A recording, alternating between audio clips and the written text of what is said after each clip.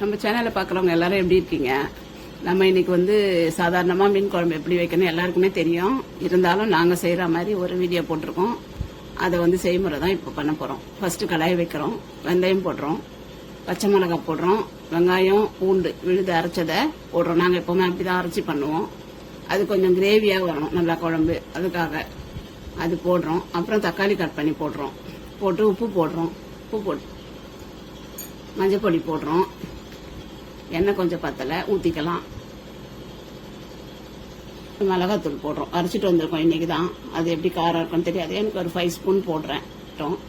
அதுக்கு நடுவில் புளியை கரைச்சி வச்சுக்கிறேன். புளியை கரைச்சி அதில் ஊற்றி நல்லா குழம்பு கலக்கி விட்டு நல்லா கொதி வரட்டும். அதுக்கு நான் மீனை வந்து கழுவி போட வேண்டியது தான். நல்லா கொதி வரட்டும். தண்ணி பத்தலை கொஞ்சம் ஊற்றிக்கலாம். குழம்பு நல்லா கொதிக்குது. இப்போ வந்து மீனை போட்டுடலாம்.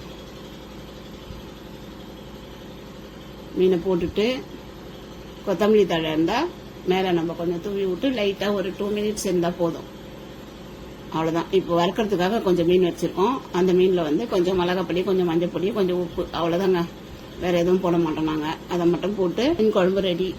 தவாவை வச்சு மீன் வறுக்க வேண்டியது தான். மீனும் போட்டுட்டோம்.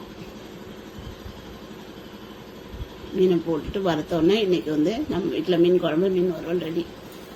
இந்த வீடியோ பார்க்குறவங்க எல்லாரும் எங்களுக்கு வந்து என்கரேஜ் பண்ணுங்க. நாங்கள் எப்படி பண்ணுறோன்னு சொல்லிட்டு டேஸ்ட் பண்ணி பாருங்கள். இது மாதிரி வச்சு நீங்களும் டேஸ்ட் பண்ணி பாருங்கள் மீன் குழம்பு.